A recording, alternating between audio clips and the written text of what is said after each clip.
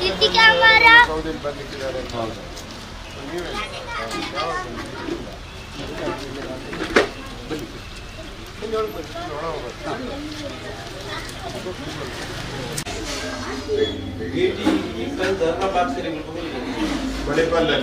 ಎಲ್ಲಿ ಯಾವ ವಾರ್ಡಲ್ಲಿದ್ದಾರೆ?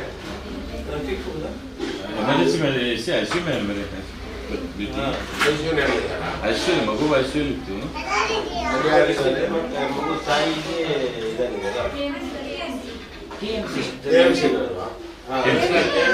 ನಂಬರ್ ತಗೊಳ್ಳೋ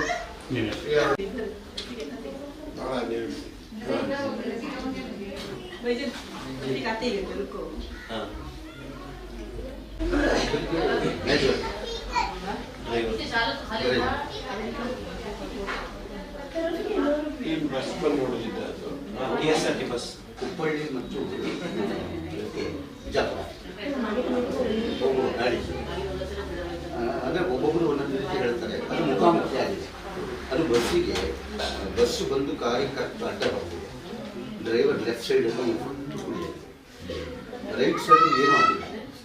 ಡ್ರೈವರ್ ಸೈಡ್ ಏನೂ ಆಗಿಲ್ಲ. ಆಮೇಲೆ ಏನಾಗಿದೆ, ಯಾವುದೋ ಒಂದು ಗಾಡಿ ಇತ್ತು, ಹೀಗೆ ತಗೊಂಡು ರೋಡಿಗೆ ಬಂದಿದ್ದಾರೆ. ಬರೋಟಿಗೆ ಗಾಡಿ ಬಂದಿದೆ, ಇವ್ರಿಗೆ ಏನು ಮಾಡ್ಲಿಕ್ಕಾಗಲಿಲ್ಲ, ಹೀಗೆ ತಗೊಂಡಿದ್ದಾರೆ, ಅಡ್ಡ ಬರೋದಿದೆ. ಹಾಗಾಗಿ ಅದು ಏನಾಗಿದೆ, ಗಾಡಿ ಟರ್ನ್ ಆಗಿದೆ. ಭಾಳ ವಿಚಿತ್ರ.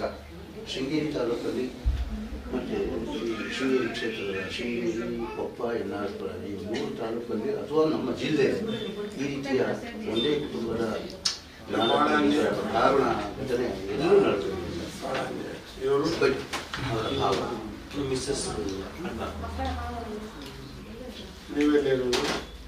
ಅವ್ರ ಮಕ್ಕಳು ಮತ್ತು ಅಬ್ದುಲ್ ರಜಾಕ್ ಅವ್ರ ಮಗ ಮತ್ತು ಅವ್ರ ಹೆಂಡತಿ ಈಗ ಹಾಸ್ಪಿಟ್ಲಲ್ಲಿ ಇದ್ದಾರೆ. ಜಾವೇದ್ ಅವ್ರದ್ದು. ಈ ಕುಟುಂಬಕ್ಕೆ ಸಾಂತ್ವನ ಯಾರು ಹೇಳಲಿಕ್ಕಾಗಲ್ಲ. ಕಾರಣ ಏನಂದರೆ, ಕಳೆದು ಹೋದ ಜೀವಗಳು ಚಿಕ್ಕ ಮಕ್ಕಳು.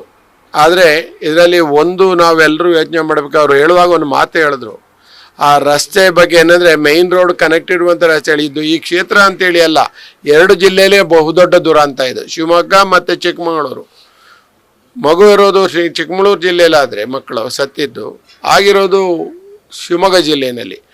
ಆ ಶಿವಮೊಗ್ಗ ಜಿಲ್ಲೆಯ ಆ ಭಾರತೀನಗರ ಭಾರತೀಪುರನ ಆ ಭಾರತೀಪುರದ ರಸ್ತೆ ಜಂಕ್ಷನ್ನಿಗೆ ಅವ್ರು ಹೇಳೋ ಲೆಕ್ಕದಲ್ಲಿ ಮೈನ್ ರೋಡು ಮತ್ತು ಅದು ಯಾವುದೇ ಹಂಪ್ಸ್ ಇಲ್ಲದೆ ಇರೋದ್ರಿಂದ ಡೈರೆಕ್ಟಾಗಿ ಒಂದು ಸೆಕೆಂಡ್ ಕಾಯ್ದೇನೆ ಅವ್ರ ಆಕ್ಸಿಡೆಂಟ್ ಆಗಿದೆ.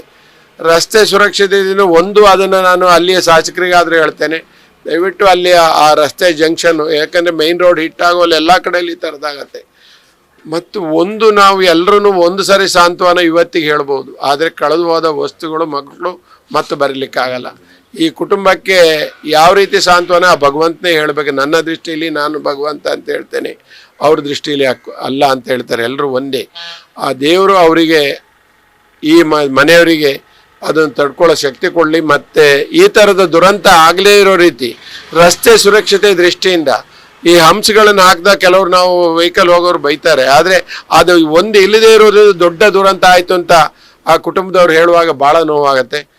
ಅದನ್ನು ಆ ನೋವನ್ನ ಈ ಕುಟುಂಬ ಅಲ್ಲ, ಇಡೀ ಕ್ಷೇತ್ರ ಇದನ್ನು ತಡ್ಕೊಳ್ಳಿಕ್ಕೆ ಆಗ್ತಾಯಿಲ್ಲ. ಇವತ್ತು ಯಾರು ಕೇಳಿದ್ರೂ ಶೃಂಗೇರಿ ದುರಂತದ ಬಗ್ಗೆ ಮಾತಾಡ್ತಾರೆ.